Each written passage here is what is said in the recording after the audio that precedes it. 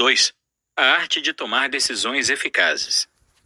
Há um momento em que temos de escolher firmemente o rumo que vamos seguir, ou a implacável deriva dos acontecimentos tomará a decisão por nós. Herbert V. Protinol. Na tomada de decisões há uma abordagem clássica de 5 passos que podem ser úteis para você. Isso não quer dizer que deva segui-la cegamente em todas as situações. No entanto, é uma sequência de pensamento bastante natural, e mesmo sem a estrutura formal, você tenderia a seguir esse caminho mental. A vantagem de torná-lo consciente é que é mais fácil ser rapidamente consciente quando uma etapa está errada, ou mais provavelmente, foi realizada sem compreensão ou intenção. Continuaremos a falar sobre cada um deles neste capítulo. É útil pensar nos 5 passos como 5 notas de música. Logicamente, elas devem ser tocadas em sequência rigorosa, mas a mente joga com elas. As notas podem ser combinadas em diferentes sequências e acordes mentais. Pensar não é um processo organizado, mas deve ser feito com alguma ordem. Lembre-se de que não estamos falando apenas de grandes decisões, pois há muito mais envolvido na gestão de um negócio do que tomar uma decisão de vida ou morte. A abordagem clássica para a tomada de decisão. Passo 1. Definição do objetivo. Passo 2. Coleta de informação relevante. Passo 3. Geração de opções viáveis. Passo 4. Tomada de decisão. Passo 5. Implementação e avaliação. Vamos parar um momento para colocar a tomada de decisão em perspectiva. 1. Nenhuma decisão, não importa quão grande seja, é mais do que uma pequena fração do resultado total. 2. Algumas decisões são muito maiores do que outras, e algumas são mais simples. 3. É realmente verdade que um número maior de pequenas decisões tem um resultado cumulativo. Em retrospectiva, normalmente podemos identificar essas poucas decisões cruciais, mas é realmente o fluxo de decisões menores ao longo do tempo, tomadas e executadas com a habilidade de um artesão, que produz ótimos resultados. Exercício. Olhando para a lista anterior, você consegue pensar em um exemplo de tomada de decisão para cada tipo? Você reconheceu a importância das decisões no momento ou o fator foi a retrospectiva? Definição do objetivo. Você sabe o que está tentando alcançar? Você precisa ser claro, ou o mais claro possível, sobre aonde quer chegar. Caso contrário, todo o processo de tomada de decisão é obscurecido por uma nuvem. Como diz o provérbio, se você não sabe para que porto está indo, qualquer vento é o vento certo. Dica: se estiver em dúvida quanto ao seu alvo, tente descrevê-lo. Deixe-o de lado por 1 ou 2 dias, se o tempo permitir, e depois olhe para ele novamente. Você pode ser capaz de ver de uma só vez como ele pode ser preciso ou focado. Coletar informações relevantes. A próxima habilidade diz respeito ao recolhimento e à peneiração de informações relevantes. Algumas delas são imediatamente claras, mas outros dados podem estar faltando. É sábio não tomar decisões na ausência de informações de importância crítica que não estejam imediatamente disponíveis, desde que um atraso planejado seja aceitável. Lembre-se da distinção entre informação disponível e relevante. Um erro clássico é olhar para a decisão geral e depois recorrer à informação que nos ajudará a decidir. Alguns pensadores, no entanto, não olham para a informação à sua disposição e se questionam: isso é relevante? Em vez disso, perguntam: como posso usar isso? Eles confundem 2 tipos de informação. A vida seria muito mais simples se você pudesse usar apenas as informações à sua disposição, em vez das que você realmente precisa para tomar a decisão. Muitas vezes, a quantidade de dados é tão grande, há quilômetros de dados online, que apenas adiciona volume a, digamos, um relatório de gerenciamento, sem dar às recomendações qualquer peso metafórico adicional. Dica: antes de ir em frente e tomar sua decisão, faça uma pausa para considerar se há tempo ou escopo para coletar informações mais relevantes. O rápido crescimento das comunicações eletrônicas, das redes sociais e de outras distrações online contribuiu para uma nova doença, a síndrome de sobrecarga de informação. Uma pesquisa internacional recente, com 1.300 gerentes, listou os sintomas da nova doença, que incluem sensação de incapacidade de lidar com os dados recebidos à medida que se acumulam, resultando às vezes em estresse mental e até mesmo em doença física que requer tempo afastado do trabalho. A pesquisa constatou que essa sobrecarga é um problema crescente entre os gerentes. Quase todos preveem que ela piore. Os executivos e seus juniores afirmam que estão presos em um dilema. Todos dizem que devem ter mais informações para que possam tomar melhores decisões, mas a proliferação de fontes torna impossível manter-se a par dos dados. Dica: você já tentou desativar seu e-mail por um período ou tomar medidas para evitar a internet ou receber mensagens e alertas? Se você puder evitar esse tipo de distração por períodos regulares, achará muito produtivo. O crescimento da informação tem sido implacável.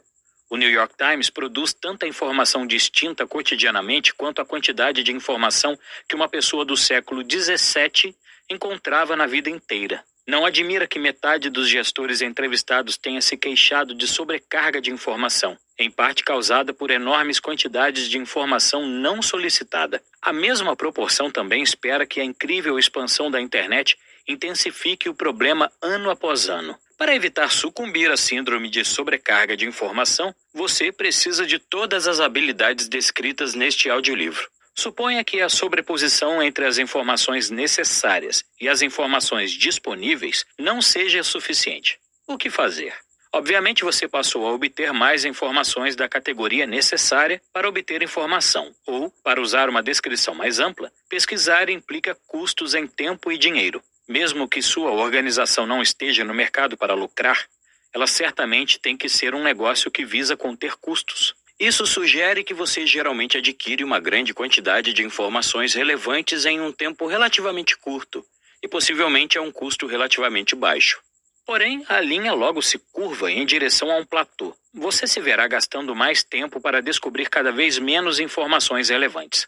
Por exemplo, se nós nos sentássemos um ao lado do outro em um jantar, eu provavelmente descobriria todas as coisas realmente importantes sobre você na primeira meia hora. Quanto mais tempo falássemos, menores seriam as novas informações sobre você. Depois de 3 horas, eu já deveria conseguir discutir detalhes. Exercício. Pense em uma decisão que você tem que tomar ou tenha tomado recentemente. Então, anote as informações que você tem na coluna da esquerda da tabela a seguir. Agora, desenhe uma seta para a coluna da direita para qualquer informação que considere relevante. Decisão a ser tomada. Informação. É relevante?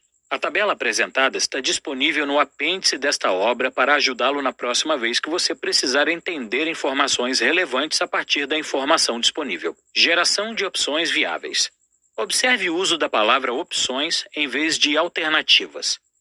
Uma alternativa é literalmente um dos 2 caminhos possíveis. Tomadores de decisão que não têm habilidade tendem a pular muito rapidamente para as 2 alternativas. Não gastam tempo e energia mental suficientes para gerar, pelo menos, 3 ou 4 possibilidades. Como Bismarck costumava dizer aos seus generais, podem ter a certeza de que se o inimigo tiver apenas 2 campos de ação disponíveis, ele escolherá o terceiro. Alfred Sloan, o renomado presidente da General Motors, ficou conhecido por suspender as reuniões em que lhe eram apresentadas apenas 2 alternativas. Por favor, vá embora e gere mais opções, diria ele. Você precisa abrir sua mente em um foco amplo para considerar todas as possibilidades. E é aí que entra a geração de ideias. Ouça capítulo 5. Então, sua faculdade de valorização deve entrar em jogo para identificar as opções viáveis. A palavra viável significa o que pode ser feito, criado ou realizado. Se for viável, há uma verdadeira possibilidade de ser executável. Pode atingir o fim que você tem em mente. Ao mover-se ao longo da armadilha para a lagosta das opções viáveis, não mais de 5 ou 6, pois a mente tem dificuldade em lidar com mais, para 3 opções e depois para 2, as verdadeiras alternativas, o princípio a se ter em conta é que é mais fácil falsificar alguma coisa do que verificá-la. Dica: lembre-se de que ter opções demais pode ser tão ruim quanto ter poucas opções. Se tiver muitas, é provável que se sinta sobrecarregado e tenha dificuldade para fazer uma escolha. Quanto mais a escolha certa. Se tiver poucas, as suas opções podem ser limitadas. Exercício. Vamos trabalhar com uma decisão em conjunto para ver como funciona na prática o processo de reduzir o número de opções a uma decisão final. Imagine que precise comprar um carro novo. Você já decidiu que gostaria de um carro de tamanho médio. Então, pesquisou uma série de modelos e tem 5 em mente como opções potenciais. Primeiro, você descobre que um dos carros é 20 centímetros mais comprido do que os outros, o que lhe causará um problema devido ao tamanho da sua garagem. Então, você desconsidera esse modelo como opção. Agora restam 4 opções. Então, ao estudar as especificações, você não entende por que um modelo é R$ 7.000 mais caro do que os outros, apesar de ser uma marca de prestígio. Então você decide desconsiderar este modelo como uma opção também. Agora, restam 3 opções. Seu parceiro não gosta da cor de um modelo e, sendo um artista, se opõe em relação a isso. Essa opção também não é mais considerada.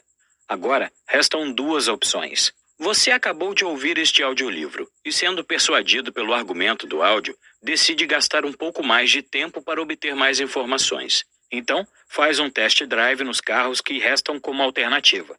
Ambos são bons e se saem muito bem. Você sabe que qualquer um deles servirá ao seu propósito. Agora é uma questão de dinheiro e de disponibilidade das cores que o seu parceiro gosta. Uma das concessionárias lhe oferece um preço muito menor e pode entregar o modelo certo. Você tem uma opção restante, pois tomou sua decisão. Você pode ver como a curva tempo-informação entrou em jogo durante o processo de tomada de decisão?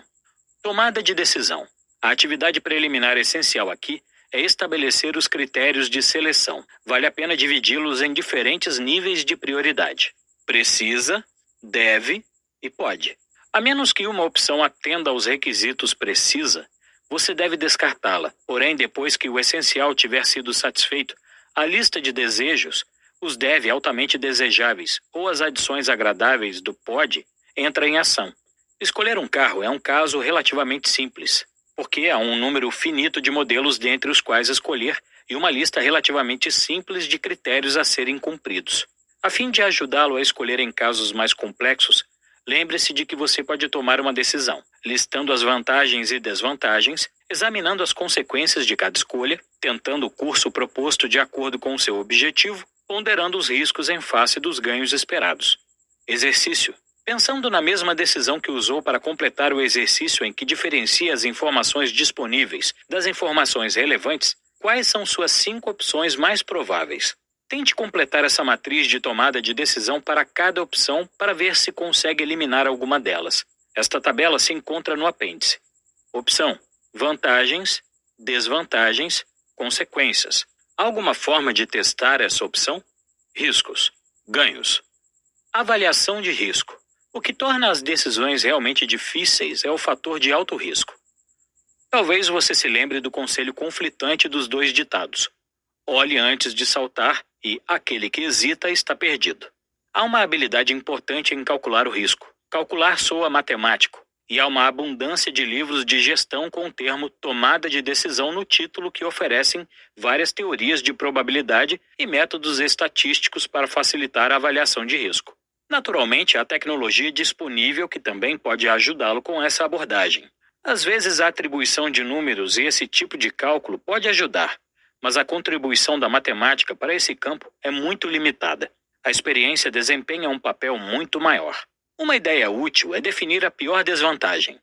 O que aconteceria no pior cenário? Você poderia lidar com ele ou seria muito ruim?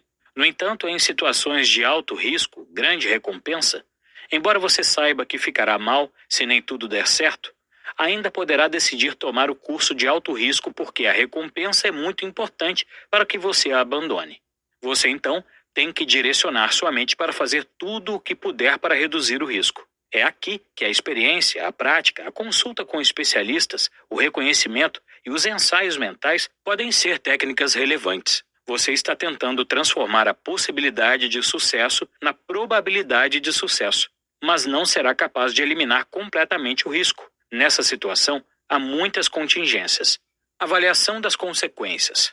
O risco é um aspecto da reflexão sobre as consequências dos cursos de ação viáveis. As consequências vêm em 2 formas: manifestas e latentes. As consequências manifestas são aquelas que, em princípio, permitem prever quando tomar a sua decisão. Digo em princípio, porque isso não significa dizer que você de fato as previu. O que quero dizer é que qualquer pessoa capaz com o conhecimento, a experiência ou a habilidade esperada de alguém em sua posição poderia prever essas consequências. Se você tentar roubar um banco, por exemplo, as consequências manifestas são óbvias para qualquer pessoa razoável. Você pode tornar-se incrivelmente rico, as pessoas, incluindo você, podem se ferir, você pode ir para a prisão. As consequências latentes são diferentes na medida em que não são quase tão prováveis, ou mesmo possíveis, E uma pessoa razoável pode ser a favor de não ver os efeitos colaterais que resultam dos acontecimentos desencadeados por uma decisão. É certo que, com a ajuda da tecnologia, torna-se um pouco mais fácil, em certos domínios, identificar consequências latentes, mas raramente é possível isolar-se de surpresas agradáveis ou desagradáveis. Não podemos prever o futuro dessa forma. A emergência de consequências latentes, é claro, desencadeia outra rodada de tomada de decisão e atividade de resolução de problemas. No entanto, as soluções são a semente de novos problemas. Exercício. Vamos trabalhar considerando o seguinte cenário de tomada de decisão, avaliando o risco e as consequências. Imagine que você precise tomar uma decisão em relação à sua equipe. Você deve decidir se irá ou não introduzir a remuneração relacionada ao desempenho. Preencha os quadros a seguir com as consequências da decisão de realizar o pagamento totalmente relacionado ao desempenho. Repita agora o exercício com as consequências da decisão de continuar com a remuneração não relacionada ao desempenho. A janela de resultados. Você, positivo, negativo. Outros, positivo, negativo. Que decisão tem as consequências mais indesejáveis? Dica: esta grade é apresentada no apêndice. Você pode usá-la para avaliar os riscos e as consequências de decisões futuras. Suponho que, se soubéssemos das consequências latentes de todas as nossas decisões no momento em que as tomássemos, deveríamos decidir por ficar na cama o dia todo e nunca mais tomar outra decisão. Porém, essa decisão por si mesma teria consequências manifestas e latentes. Tudo o que podemos fazer como humanos e não anjos ou deuses é tomar as melhores decisões que podemos, dadas as informações e circunstâncias, e então tomar outras decisões para lidar com as consequências latentes conforme elas surgem. Dica: lembre-se de que grande parte da tomada de decisões tem a ver com confiança, e sua confiança provavelmente será benéfica para as pessoas ao seu redor. Como disse Anna Wintour, editora-chefe da revista Vogue, as pessoas reagem bem àqueles que têm a certeza do que querem. Lembre-se de que há uma grande diferença entre uma decisão errada e uma má decisão. Uma decisão errada é escolher escavar seu único poço de petróleo em um lugar e não em outro. É um erro caro, mas a culpa é do método. Uma má decisão é lançar o ônibus espacial Challenger em uma manhã muito fria, quando os engenheiros responsáveis pela vedação nos motores previram uma chance de quase 100% de que eles falhassem em tais condições. Isso foi feito, com uma trágica perda de vidas. Aqui, o método ou processo de tomada de decisão foi deliberadamente ignorado ou posto de lado de forma irresponsável. A distinção é importante porque separa os resultados, que você não pode controlar totalmente por causa do papel que a sorte ou o acaso desempenham, do processo que você pode. As decisões erradas são um aspecto inevitável da vida, tanto no âmbito pessoal como no profissional. Nós as resgatamos aprendendo as lições que nos ensinam, pagando as taxas que a vida cobra tão alegremente quanto possível. As más decisões são armadilhas previsíveis, são erros não forçados. Elas são eminentemente evitáveis se você usar os processos, os métodos e as técnicas comprovadas e descritas nesta obra. Exercício. Tire um momento para se lembrar de uma decisão que você tomou e que não teve o resultado que esperava. Você tomou uma má decisão ou uma decisão errada? Sabe qual teria sido a decisão certa agora que todas as consequências, manifestas e latentes, da decisão que você tomou estão claras? Implementação e avaliação. A palavra decisão vem de um verbo em latim que significa cortar. Está relacionada a palavras como tesoura e incisão. O que é cortado, quando você toma uma decisão, é a atividade preliminar de pensar, especialmente a parte de pesar os prós e contras dos vários cursos de ação. Nesse momento, você passa para a fase de ação. As coisas começam a acontecer. Sempre vale a pena identificar o que eu chamo de Point of No Return, PNR, ou ponto sem retorno, um termo que vem da aviação. A meio caminho da travessia do Atlântico, é mais fácil para o piloto continuar para Paris em caso de problemas com o motor do que voltar para Nova York. O piloto passou pelo PNR e está comprometido. No seu sentido mais vasto, o PNR é o ponto em que lhe custa mais voltar atrás ou mudar de ideia do que continuar com uma decisão que já se sabe ser imperfeita. Na maioria das decisões, você tem um pouco de margem de manobra antes de finalmente se comprometer. Você ainda pode mudar de ideia. Muitas vezes, como no exemplo de Conrad Hilton, é a sua mente profunda que verifica a sua decisão. Ou sussurra: sim, estou satisfeita. ou começa uma campanha insidiosa e insistente para que você pelo menos reveja sua decisão ou então mude de ideia. Há outra razão para encarar a implementação como parte do processo de tomada de decisão e não como seu fim. A sua capacidade de avaliação é obrigada a entrar em jogo em algum momento, a fim de avaliar a decisão. Precisará se perguntar: você acertou? Poderia ter tomado a decisão mais depressa? Essa decisão poderia ter sido tomada a um menor custo para outros? Todos esses dados vão para o seu banco de memória e informam a mente profunda, para que na próxima vez que você tomar uma decisão semelhante, essa informação sobre o seu passado possa estar disponível na forma de uma intuição mais assertiva. Isso é o que constitui o que chamamos de experiência. Exercício. Você consegue pensar em alguma decisão que tenha tomado em que recorreu a uma experiência anterior? Ela foi relativamente fácil de ser tomada?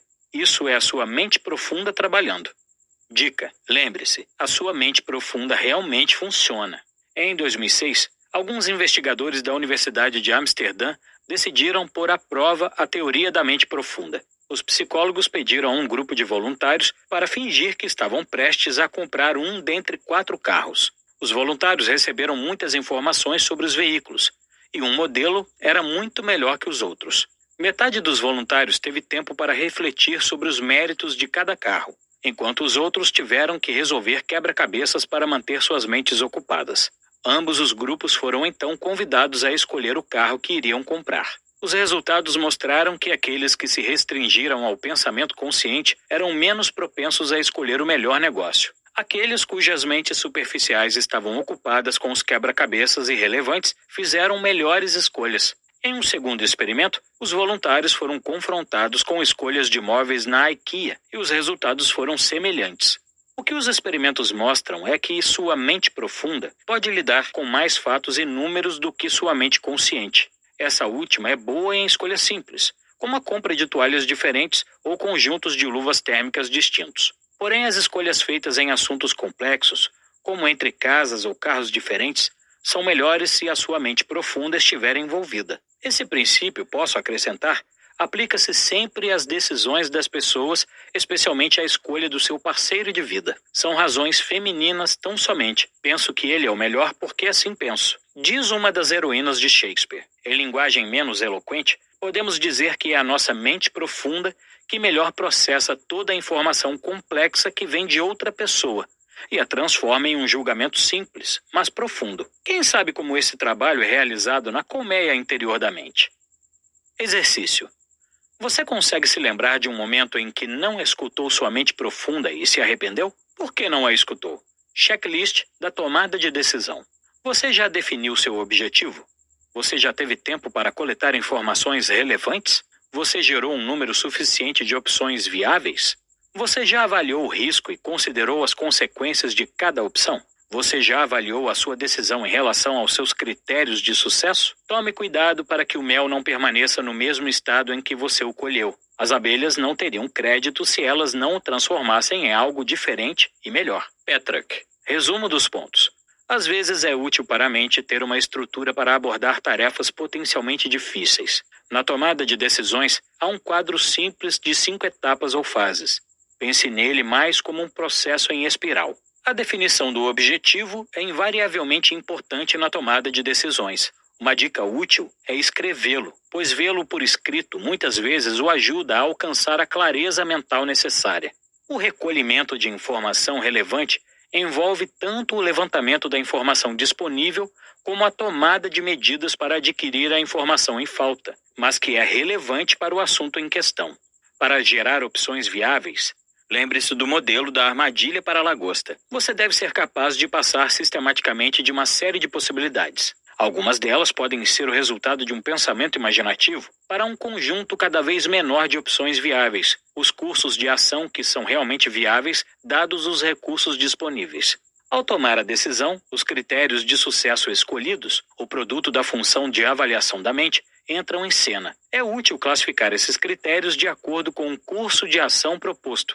Precisa, deve e pode. Você também precisará avaliar os riscos envolvidos. Quais são as possíveis consequências manifestas e as latentes da decisão em vista? A implementação e a avaliação da decisão devem ser vistas como parte do processo global. Você pode quase não notar o ponto de decisão real, assim como os passageiros de um navio podem estar dormindo quando a embarcação cruza a linha do Equador. O ponto de corte, seja ele consciente ou inconsciente, é quando o pensamento termina, sua mente se decidiu, e você entra na fase de ação ou implementação. Porém, você ainda está avaliando a decisão e até o momento do ponto sem retorno, point of no return, você sempre pode voltar atrás se os primeiros sinais indicarem isso. Se você tem todas as informações necessárias, a mente passa pelo ponto de decisão sem esforço. Aliás, você realmente tem uma decisão para tomar? Assim, foi dito que uma decisão é a ação que um executivo deve empreender quando dispõe de informações tão incompletas que a resposta não se sugere. Não decidir é decidir. Provérbio inglês.